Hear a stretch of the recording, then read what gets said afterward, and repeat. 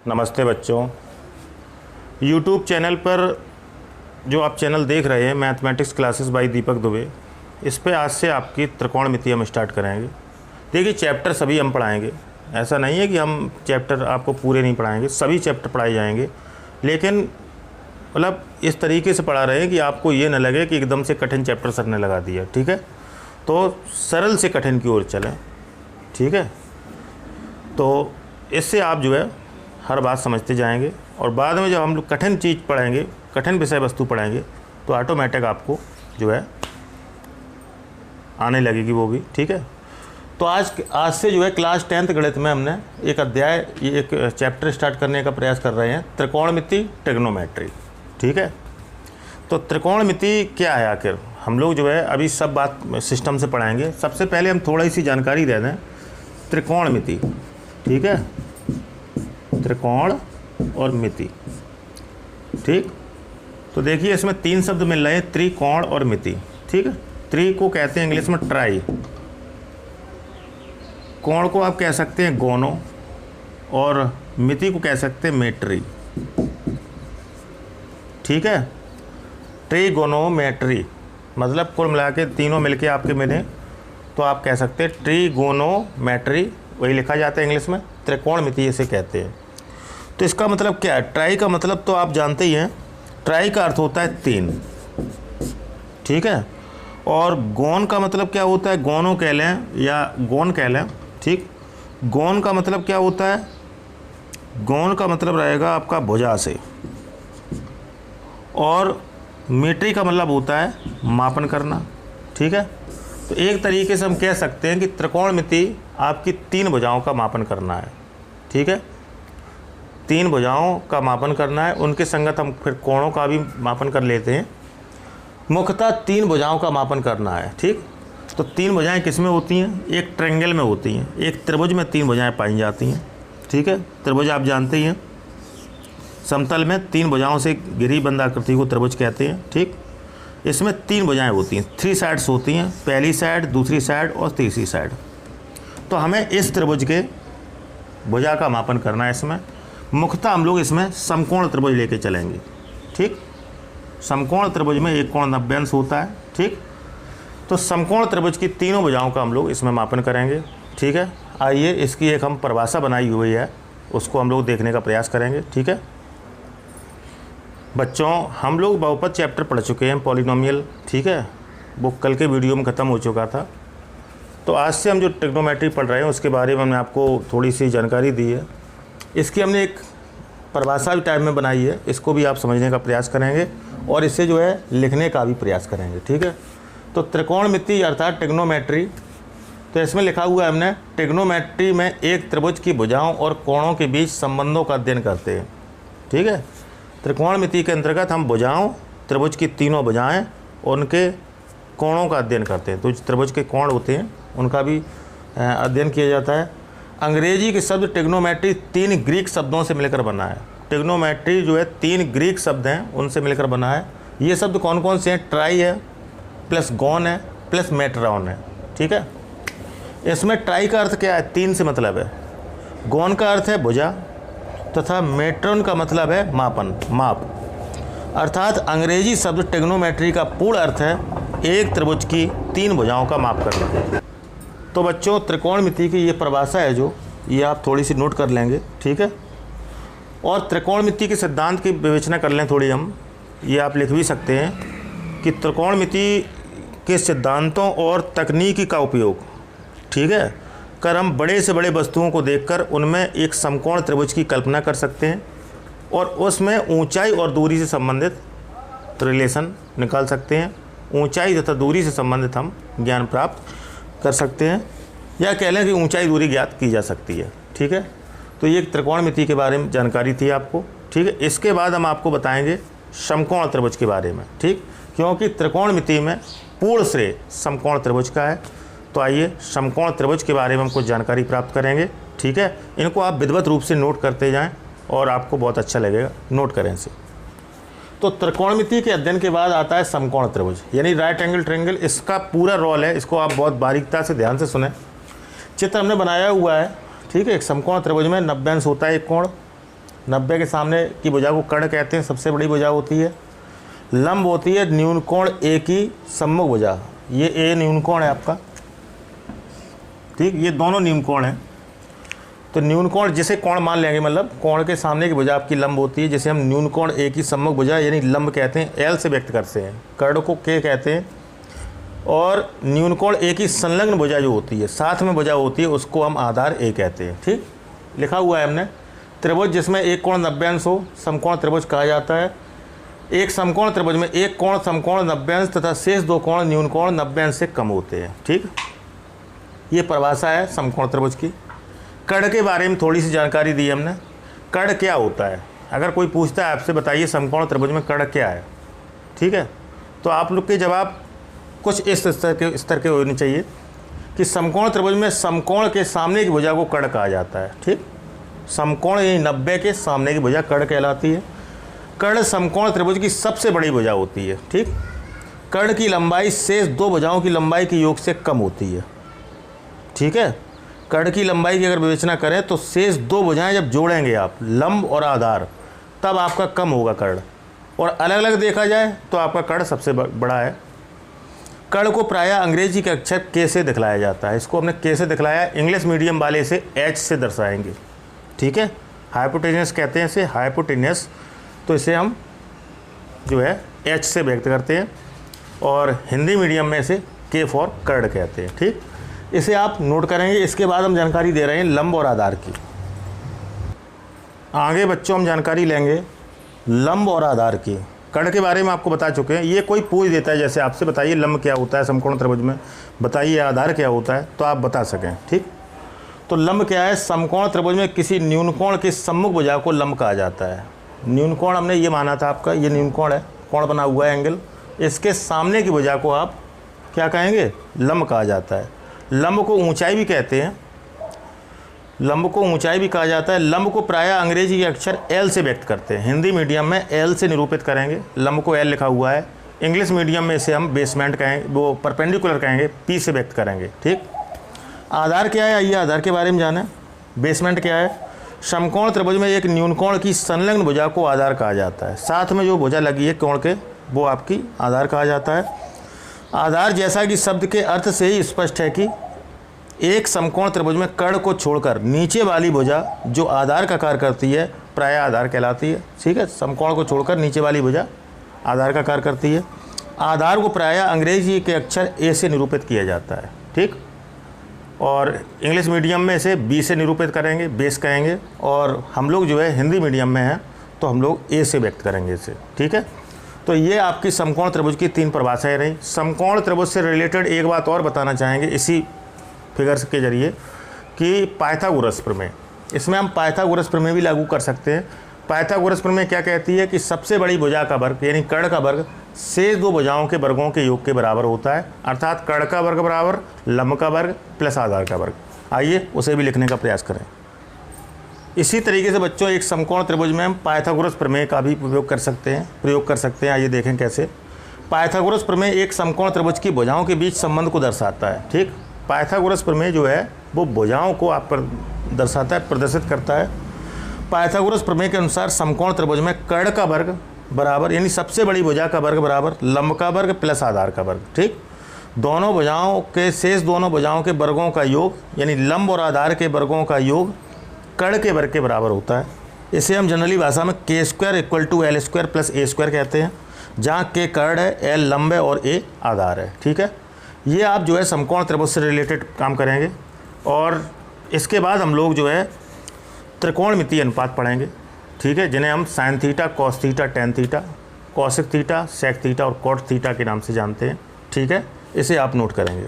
आगे की स्थितियों में बच्चों हम समकोण त्रिभुज की स्थितियां आपको बताएंगे। देखिए समकोण त्रिभुज 2 प्रकार से आपकी स्थिति प्रस्तुत करता है। आइए देखें, हम 2 समकोण त्रिभुज आपके सामने बनाएंगे। ठीक है, ये 2 समकोण त्रिभुज आपके सामने बने हैं। ठीक, जिसमें आपका हमने परिभाषा लिखाई है आपको, एक कोण 90 अंश होता है। ठीक, तो देखिए ये दोनों समकोण त्रिभुज हैं। इसमें हम ये बताना चाह रहे हैं कि 90 के सामने तो कर्ण होता है, हमेशा सबसे बड़ी भुजा होती है। ठीक, यहाँ भी सबसे बड़ी भुजा है ये। ठीक, इसको हम लोग कर्ण के नाम से जानते हैं। ठीक, जिसको हम के कहते हैं। यहाँ भी ये कर्ड है आपका, इसे भी आप के कहेंगे। देखो न्यून कोण की स्थिति दो प्रकार से व्यक्त होती है, ठीक। पहली स्थिति आपकी हो सकता है एंगल नीचे हो ए, ठीक, ए बी सी, यहाँ भी लिख दे रहे हैं ए बी और सी। हो सकता है न्यून कोण एंगल ए आप माने तो कर्ड स्थायी रहेगा, तो एंगल के सामने आपका लंब होता है, तो 90 के सामने कर्ड हो गया, एंगल के सामने वाली देखो साइड देखें बी सी, ये आपका होगा लंब, ठीक है, या ऊंचाई, इसको हम एल कहते हैं। तो शेष भुजा आपकी क्या होगी, आधार, इसको हम ए कहते हैं, ठीक। दूसरी स्थिति में हो सकता है कि एंगल ए ना मान के आप, देखो 90 तो स्थायी है, 90 के सामने कर्ड होता है, एंगल ए ना मान के आप एंगल बी को आप कोण माने, तो फिर आपका अब जो है 90 के सामने कर्ड और कोण के सामने, कोण जो थीटा मानेगा, ये कोण के सामने होगा आपका लंब, इसको एल कहेंगे। शेष भुजा होती है आधार, जिसको हम ए कहते हैं। तो देखिए थीटा के व्यवहार से आपके लंब और आधार बदल जाते हैं, ठीक। थीटा जब नीचे था आपका तो थीटा के सामने लंब पड़ा आपका ये, शेष भुजा आधार, कर्ड स्थायी है। थीटा जैसे ही हमने चेंज किया, अब आपने बी को थीटा माना है तो कर्ड आपका स्थायी है, लेकिन थीटा के सामने लंब अब नीचे आ जाएगा और शेष भुजा आधार। तो लंब और आधार आपस में बदलते रहते हैं, ये भी बात समझें आप, ठीक है। इसको भी आप नोट करेंगे और जो भी परिभाषाएं लिखाई गई हैं आप उन पर ज़रूर विचार करें, ठीक है, तभी आपको जो है आप आगे रह पाएंगे, इसे आप नोट कर लें। आगे बच्चों हम बात करेंगे त्रिकोणमितीय अनुपात की, ट्रिग्नोमेट्रिक रेशियो क्या होते हैं। देखिए ट्रिग्नोमेट्रिकल रेशियो जो निकालेंगे आप, तो उसके लिए हमने एक थ्योरी दी है, समकोण त्रिभुज के न्यून कोणों के सापेक्ष त्रिभुज की भुजाओं का अनुपात, ठीक है, न्यून कोणों के सापेक्ष त्रिभुज की भुजाओं का अनुपात कोणों के त्रिकोणमितीय अनुपात कहलाते हैं, ठीक। ये एक समकोण त्रिभुज बना हुआ है, 90 अंश के सामने कर्ड है, न्यून कोण ए को हमने थीटा मान लिया, थीटा के सामने लंब और शेष भुजा आधार, तो मान लिया एंगल इक्वल टू थीटा न्यून कोण है, ठीक। तो न्यून कोणों के सापेक्ष विभिन्न त्रिकोणमितीय अनुपात निकालेंगे आप, ठीक है। तो इसमें त्रिकोणमितीय अनुपात देखिए, सबसे पहले निकालेंगे आप साइन थीटा। जो त्रिकोणमितीय अनुपात हैं वो आपको बता दें, साइन थीटा, क्योंकि न्यून कोण को हमने थीटा ले लिया, या आप ऑब्लिक में साइन ए लिख सकते हैं, ठीक है। इसी प्रकार से कॉस थीटा, इसी प्रकार से टैन थीटा, ठीक है। ये तीनों वैल्यू आप एक समकोण त्रिभुज से प्राप्त कर सकते हैं। इसी के साथ साथ आप जो है इनके रेसिप्रोकल जो होते हैं, कॉसेक थीटा, ठीक, सेक थीटा और कॉट थीटा, ये भी प्राप्त कर सकते हैं, ठीक है। तो आप लोग थोड़ा ध्यान से देखें। देख लिए इनके लिए कुछ नियम बनाया गया है, ठीक है। कर्ड के, लंब एल और आधार ए में यदि तीन स्थितियां ये निकाल रहे हैं बिल्कुल सीरियल से रिस्पेक्टिवली, पहले नंबर पे आप निकालेंगे साइन थीटा, दूसरे नंबर पे निकालेंगे कॉस थीटा, तीसरे नंबर पे निकालेंगे टैन थीटा। तो इनके लिए एक साधारण सी व्यवस्था बनाई गई है, लाल बटे कक्का, ठीक है। आइए देखें, तो इन तीन के लिए व्यवस्था बनाई गई है आपकी, एल ए एल लाल पढ़ सकते हैं इसे, के ए मतलब कक्का पढ़ सकते हैं। तो ये पहला आपको देख रहे हैं आप, एल बटे के, एल अपॉन के आपका ये होगा एल अपॉन के साइन थीटा या साइन ए, ठीक है। इस परिस्थिति पे, जिस परिस्थिति पे समकोण त्रिभुज बना हुआ है, तो हिंदी में भी लिख सकते हैं आप लंब बटे कर्ड, ठीक है, ठीक। दूसरा आपका पॉइंट है कॉस थीटा। कॉस थीटा का दूसरे नंबर का आपका होगा सीरियल से ए अपॉन के। ए अपॉन के का मतलब, ए का मतलब हुआ आधार और के का मतलब हुआ कर्ड। तीसरी पोजीशन पे एल अपॉन ए लिखा है, तो एल अपॉन ए टेन का वैल्यू होगा टेन थीटा का। एल को कहते हैं आप लंब, अपॉन ए को कहते हैं आप आधार, ठीक है। तो एक समकोण त्रिभुज से आप ये त्रिकोणमितीय अनुपात निकाल सकते हैं। इसी के साथ साथ आप ये भी निकाल सकते हैं, इनके लिए आप पलट देंगे इसे कक्का बटे लाल, ठीक है, के ए अपॉन एल ए एल। तो पहला वैल्यू जो होगा वो आपका दर्शाएगा कॉसेक को, तो के अपॉन एल, यानी कि कर्ड बटे लंब। दूसरी व्यवस्था है आपकी के अपॉन ए, ये सेक की होगी, के अपॉन ए मतलब कर्ड बटे आधार, ठीक है। कर्ड अपॉन आधार। और तीसरी व्यवस्था होगी आपकी ए अपॉन एल, मीन्स आधार बटे आधार अपॉन लंब। ठीक है, तो ये त्रिकोणमितीय अनुपात हम जो है आपके एक समकोण त्रिभुज से निकाल सकते हैं जिसमें लंब कर्ड आधार होते हैं। थीटा के व्यवहार से लंब और आधार आपस में बदल जाते हैं। थीटा जहाँ होगा उसके सामने लंब होगा और शेष भुजा आधार होगी। थीटा चेंज कर देंगे तो लंब आधार आपके चेंज हो जाएंगे। ठीक है, तो इन्हें आप जो है नोट कर सकते हैं। एक बात और हम बताना चाहेंगे, यहाँ पे लिखा है sine A, suppose that sine A लिखा है। ठीक है, तो इसका मतलब क्या है? साइन ए का मतलब ये है कि कोण ए का साइन ए को संक्षेप में साइन ए लिखा जाता है। ठीक है, ये हम अगले स्टेप में बताते हैं, ये आप नोट करें। एक अति महत्वपूर्ण बात और बता दें आपको हम कि जैसे आपका लिखा था साइन ए, ठीक है, तो काफ़ी कन्फ्यूजन रहता है। कुछ लोग कहते हैं कि आपका ये है साइन मल्टीप्लाई ए, ये बिल्कुल नहीं है, ये बिल्कुल रॉन्ग है आपका। ठीक है, उसके लिए हमने लिखा हुआ है कोण ए का साइन को संक्षेप में साइन ए लिखा जाता है। ठीक, कोण ए का जो साइन निकाल रहे हैं आप, ठीक, उसको संक्षेप में आप क्या लिखेंगे? साइन ए।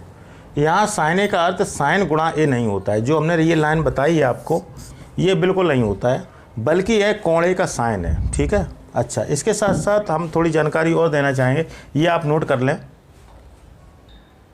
एक बात और आपको बता दें कि त्रिकोणमितीय फलन जो होते हैं, त्रिकोणमितीय फलन, ठीक है, त्रिकोणमितीय फलन, ट्रिग्नोमेट्रिक फंक्शन, ये आपके होते हैं मेन मुख्यतः तीन होते हैं। पहला होता है साइन थीटा, ठीक, दूसरा होता है कॉस थीटा, तीसरा होता है आपका टैन थीटा। ठीक, इन्हीं की रेसिप्रोकल व्युत्क्रम बन जाते हैं, तो जिससे आपके और भी प्राप्त हो जाते हैं। जैसे आपका आ जाता है चौथा कॉसेक थीटा, ठीक, पांचवा प्राप्त होता है सेक थीटा और छठवां प्राप्त होता है कॉट थीटा।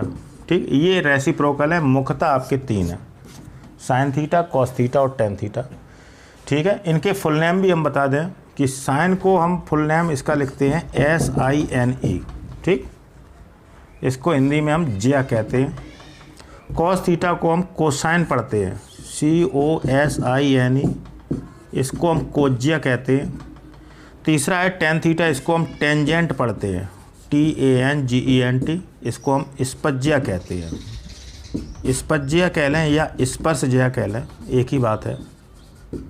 ठीक है, इनसे जो आपके डेरिवेट्स मिले हैं ये आपके व्युत्पन्न लिखे हैं, व्युत्पन्न डेरिवेट्स हैं, ये इन्हीं से उत्पन्न हुए हैं, साइन कॉस टैन से क्रम से, और ये आपके त्रिकोणमितीय फलन है। ठीक है, ये फलन होते हैं, मुख्य फलन यही है आपके मुख्य फलन। ठीक, ये फंक्शन मैन है, ये आपके व्युत्पन्न है।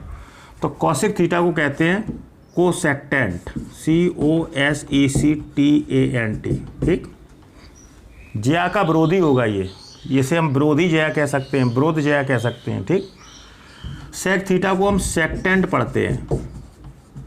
ठीक है, ये कोज्या का विरोधी होगा, कोज्या विरोधी कह लें या कोज्या के विपरीत कह लें। स्पज्या या स्पर्श ज्या को हम क्या कहते हैं? टेंजेंट, इसका रेसिप्रोकल होता है, उल्टा होता है, यानी कि व्युत्पन्न होता है कॉट थीटा, इसको कहते हैं कोटेंजेंट, COTANGENT। ठीक, तो मुख्य फलन आपके होते हैं man sign theta, cos theta, tan theta, इनसे व्युत्पन्न डेरिवेट्स बनते हैं कॉसेक थीटा, सेक थीटा और कॉट थीटा। कुछ रिलेशन इनमें, तो आइए कुछ फॉर्मूले पढ़ने का प्रयास करेंगे।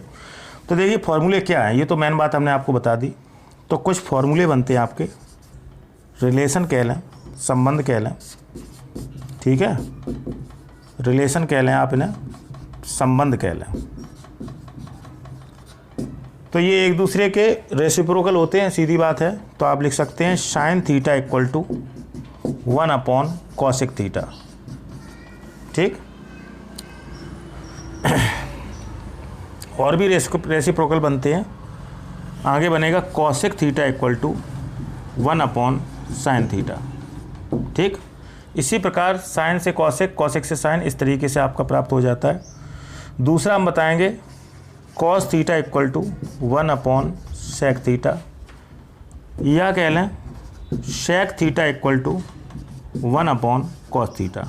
एक दूसरे के रेसिप्रोकल होते हैं, व्युत्क्रम होते हैं। तीसरा बनेगा आपका tan theta equal to 1/cot theta या cot theta equal to 1/tan theta. ठीक है, तो ये मेन संबंध है। इसके अलावा भी कुछ संबंध होते हैं। क्या होते हैं? sin theta upon cos theta, ये वैल्यू आपकी होती है tan थीटा के, tan थीटा के इक्वल होती है। रेसिप्रोकल कर दें cos theta upon sin theta, ये वैल्यू होती है आपकी cot थीटा। ठीक, तो इनका प्रारंभिक ज्ञान आपको होना जरूरी है। ये 9th में भी ज्ञान पढ़ाया जाता है, चूँकि 9th के चैप्टर से ही हटा दिया गया है NCERT के तहत, लेकिन तब भी आप जानें कि मुख्य फलन आपके sin theta, cos theta, tan theta होते हैं। ये फुल नेम इनके लिखे हैं, हिंदी में भी लिखे हैं। इन्हीं के डेरिवेट्स होते हैं, व्युत्पन्न होते हैं। sin थीटा से cosec थीटा प्राप्त होता है, cos थीटा से sec थीटा प्राप्त होता है, tan थीटा से cot थीटा प्राप्त होता है। कैसे? वो आपके फॉर्मूले लिखे हैं, इन फॉर्मूलों को आप लर्न करेंगे। ठीक है, इसे आप नोट करेंगे। इस तरीके से बच्चों हमने आपको त्रिकोणमिति के प्रारंभिक ज्ञान के बारे में कुछ बताया है। इसकी डेफिनेशंस भी लिखवाई हैं, तो डेफिनेशंस आप याद करें, लर्न करें, उनसे सीखें, क्योंकि जब तक डेफिनेशंस आप याद नहीं करेंगे तो आप नहीं सीख पाएंगे। ठीक है, और हमने आपको त्रिकोणमिति फलनों को एक समकोण त्रिभुज से माध्यम से निकालने के लिए ट्रिक दी है, हिंदी मीडियम के बच्चों के लिए। ठीक है, जो हिंदी मीडियम के पढ़ रहे हैं उनके लिए हमने क्या ट्रिक दी है? पहले 3 निकालने के लिए लाल बटे कक्का, ठीक है, और बाद के 3 निकालने के लिए कक्का बटे लाल। ठीक है, ये ट्रिक आप अपनाते हैं। अच्छा, इंग्लिश मीडियम के बच्चे की थोड़ी बात कर लें। इंग्लिश मीडियम के जो बच्चे हैं वो जो है एक ट्रिक अपनाएंगे, पंडित बद्री प्रसाद, लिख रहे हैं हम पंडित PUNDIT, पंडित बद्री BADRI प्रसाद। ठीक है, हर हर बोले, हर हर बोले सोना चांदी तोले।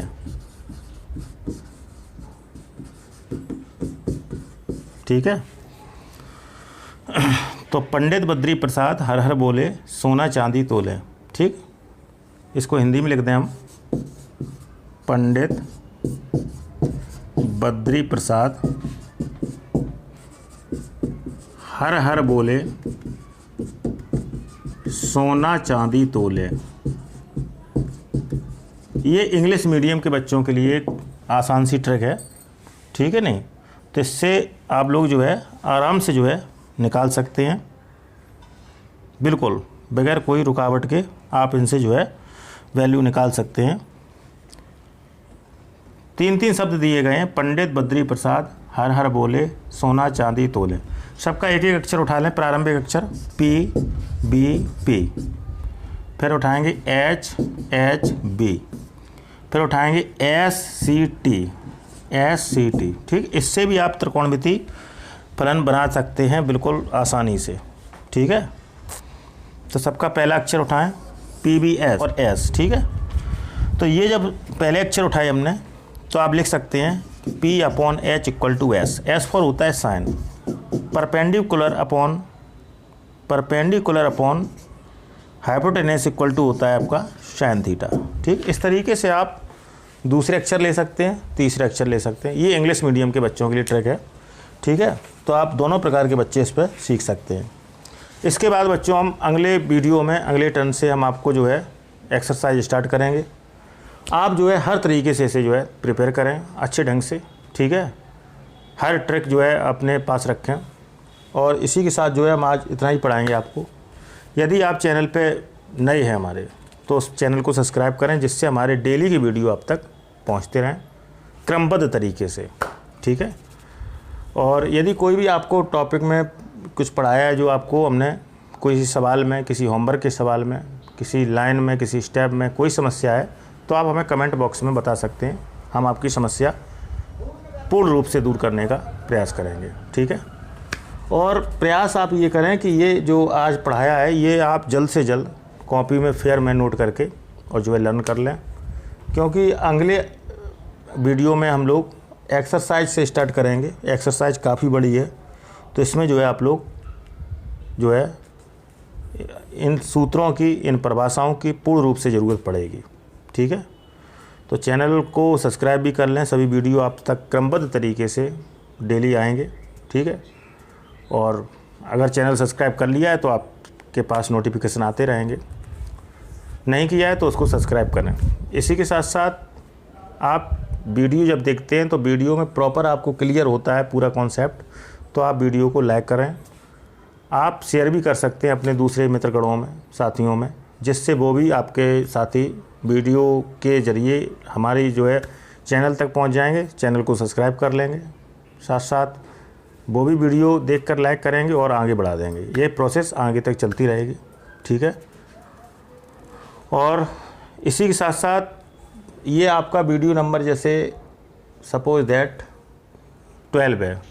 ठीक है, तो इसके जस्ट पीछे का यदि आपका छूट गया है, मतलब नहीं देख पाया है वीडियो, तो इसी के डिस्क्रिप्शन में आपकी लिंक पड़ी है उसकी पिछले वीडियो की, तो आप वहाँ से डिस्क्रिप्शन में जाके पिछला वीडियो देख सकते हैं। ठीक है, और कहीं ज़्यादा सर्च करने की ज़रूरत नहीं है। तो इस तरीके से आप पढ़ाई करें। ठीक है, हमारी शुभकामनाएं आप सभी लोगों के साथ हैं और अच्छे ढंग से काम करें। ठीक है बच्चों, आज के लिए हम इतना ही रखेंगे। नमस्ते।